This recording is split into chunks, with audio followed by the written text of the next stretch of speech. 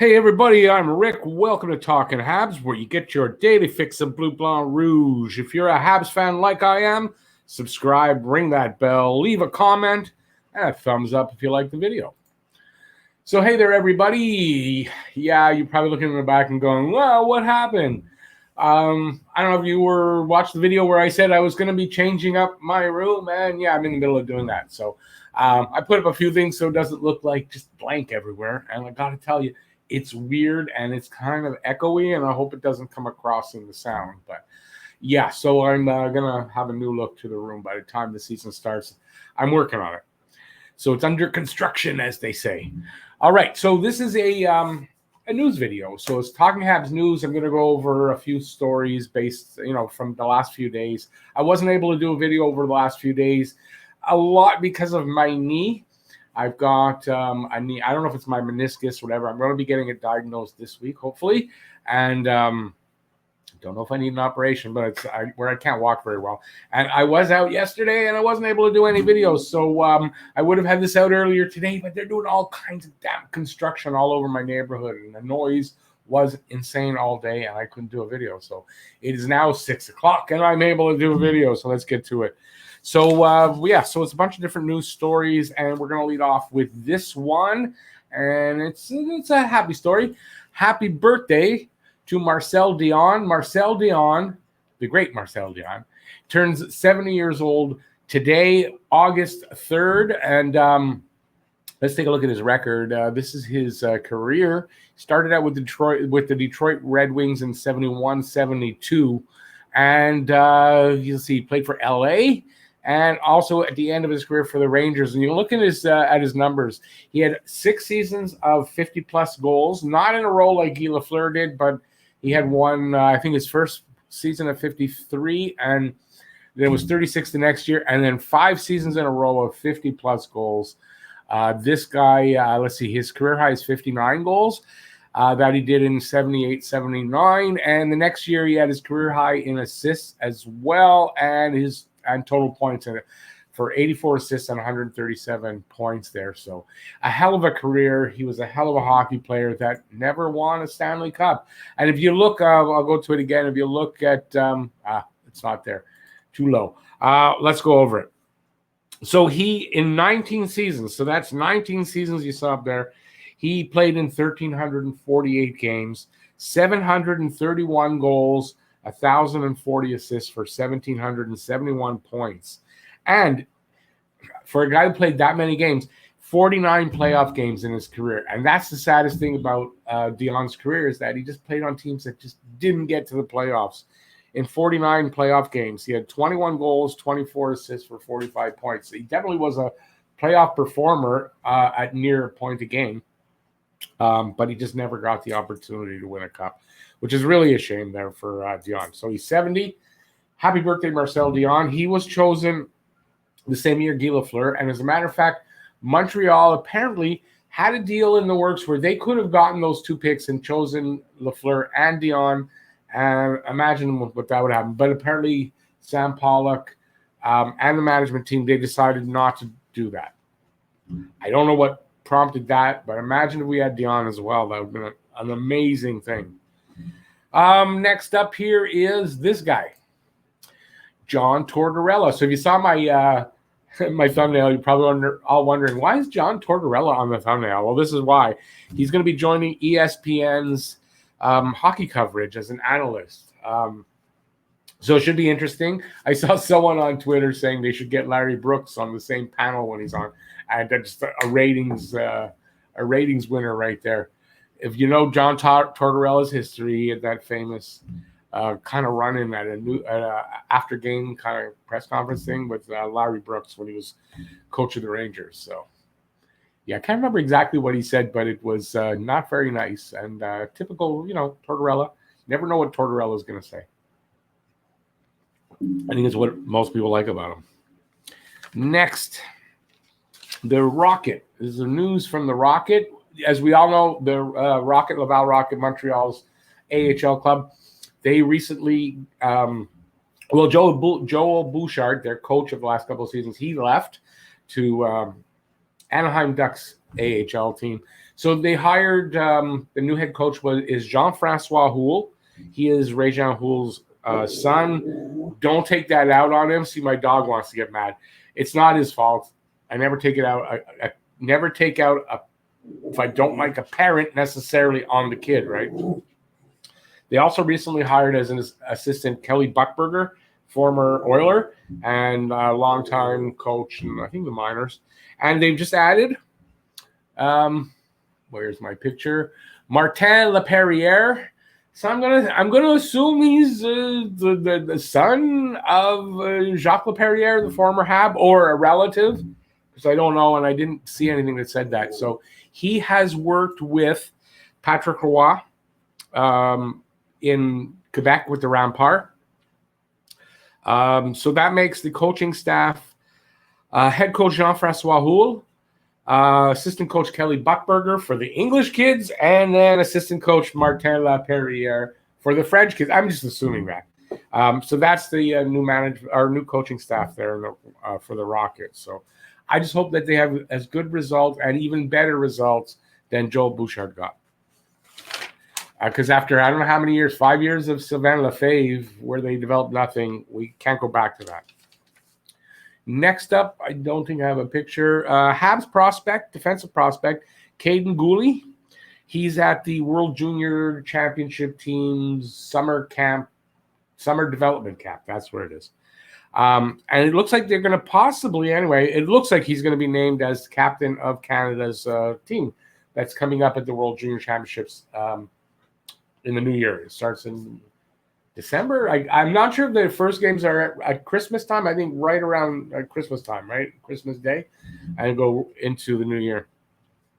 So it looks like he'll be the captain. So this tournament that's going on right now, that our development camp, started July 28th and ends tomorrow, as a matter of fact. And if I'm correct, they had some kind of a game today, and he had 2 points from what I read on Twitter. So Caden Guhle looks like turning out to be that was Montreal's first round draft pick last year. So it's quite an honor, and hopefully, it shows that quality of a player that he's going to be. This news today, or I think it came out yesterday, Chicago Blackhawks have pledged to release the findings of an independent investigation into the alleged sexual assault that occurred during the 2010 season. And that was between a coach and I didn't look up his name, sorry, and a player. And that was apparently swept under the rug. They didn't call the police, and nothing was done about it. And all this stuff is just coming out over the last few months. And our GM, Marc Bergevin, he was a member of the Blackhawks management at the time. I think I read he was the development of director of player development. But he claims to have no knowledge of the incident. I guess if the investigation is done and all the news is released, we'll find out whether that's true or not. Because, it's kind of in question considering some of the things that have gone on lately. Next up is Michael McNiven, Habs goalie, AHL goalie. Michael McNiven has filed for arbitration. So it's arbitration time. Most players, I think at the time that I got this, there were 17 players that had filed, only McNiven from Montreal. A lot of players that file end up signing a deal before they get in front of the arbitrator. So we'll see what happens in McNiven's case.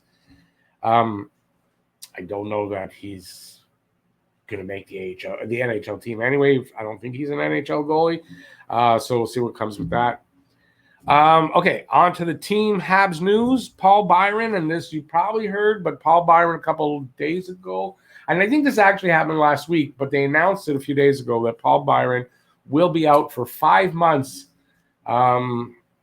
with hip. He had hip surgery, and he's going to be out for 5 months. And I would imagine that starts when they released that news. So it looks like he'll miss 2 to 3 months of the season, which should put him around New Year's for a return, maybe a little earlier, maybe a little late, depending. But Paul Byron, he's right now listed on the injured reserve list.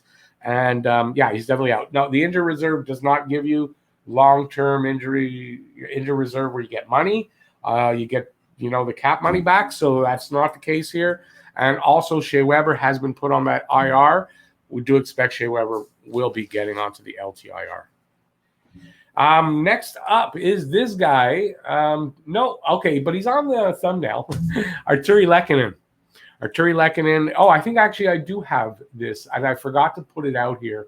And yeah, that's what happens sometimes. So Artturi Lehkonen was signed to a 1-year extension, $2.3 million, which is $100,000 less. Now I'm confused because I'm not sure. At least in my mind, it was $2.4 million for the 2 years that he had signed his last contract. This is what I believe is $100,000. It's $100,000 less than that. But for some reason, I got in my head, was it $2.4 million for the 2 years? But I think it was $2.4 million AAV. Now it's $2.3 million. It's just for 1 season. He'll still be an RFA when this deal is done. So it won't take him to UFA status. He'll still be an RFA at the end of the season. So they'll still have a little bit of control. Next up is, this is on Elliot Friedman's, from his, it says 31 Thoughts podcast, but I think that's now 32 Thoughts podcast since the Seattle Kraken are in the league. So Habs are apparently one of 5 teams in the running for Arizona's Christian Dvorak. That's the guy you saw in the Coyotes uniform on the thumbnail, if you noticed that. So Christian Dvorak, apparently, Montreal interested in him. He's a center. He is, I think, the son of Radek Dvorak, or a relative anyway. Because I keep wanting to call him Radek Dvorak, but it's not Radek. He's signed by the Coyotes till the 2025 season. He has a $4.45 million AAV. He is 25 years old, and despite the name Dvorak, he's an American-born player.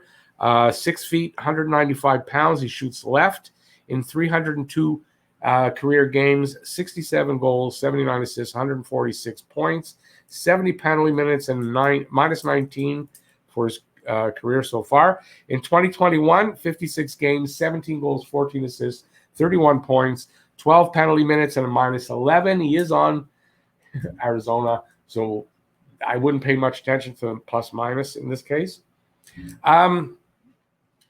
This is obvious, a guy that they're talking about bringing in for Dion. He'd be a third-line center. You can see by the numbers. His numbers I'll go over. Actually, let me see what I got here. I got this. This is all the stuff I got about him. So he was a second-round pick, number 58 in 2014 by Arizona. What do I want to read? He was born in Palos, Illinois, so he's, like I said, American. There's not that much to really say about him there. He hasn't done anything really spectacular. He played his hockey in the OHL.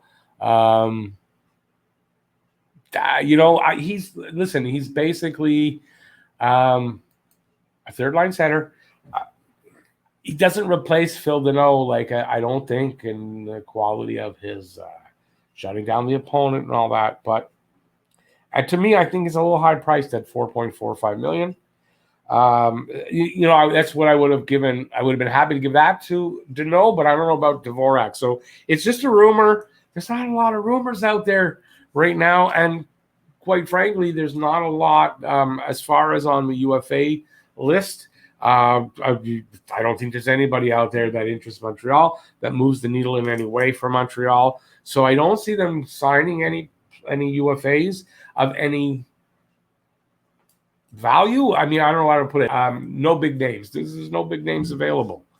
As far as offer sheets for RFAs, there is still Elias Pettersson is still out there. Problem is, Montreal right now sits with $5.5 million in potential cap space because they have to put Weber on the LTIR.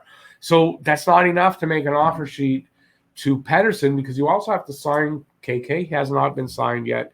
So when you're doing an offer sheet, obviously it's not a trade. There's no money going the other way. I don't see how they make this offer sheet right now. So I don't see that happening, but that's a rumor out there that Montreal might offer sheet Pettersson. Vancouver, very vulnerable. They don't have much money to basically respond to an offer sheet and be able to match. It would put them in a bad spot. And A lot of people think you can get Pedersen that way. I don't know. I don't know if that'll happen. So far, we're almost a week into free agency, and still no offer sheets have been out there. So I don't know that that'll happen. And I think that's it. That's my news. So let me know what you think about. I'm actually curious what you think about the news about Chicago with their investigation. You think anything's going to come out about our GM? I'm just curious what you guys think there. Happy birthday again to Marcel, Dion. Let me know what you think about Dvorak, if you think that's a possibility. And I think that's it. That's it. Thumbs up if you like the video. Sorry, it's been kind of stilty, but I haven't done a video in a while, and I feel so rusty. So thumbs up if you like it. Leave a comment, like I said, about any of these stories here. And if you're new to the channel, please subscribe, ring that notifications bell. That'll get you your daily fix of Blue Blanc Rouge right here talking Habs. And I guess that is it. Thanks for watching, everybody. Stay safe out there, and peace out, y'all. See you next video. And tomorrow, don't forget members, doing a members-only live stream, so look for that. Bye, everybody.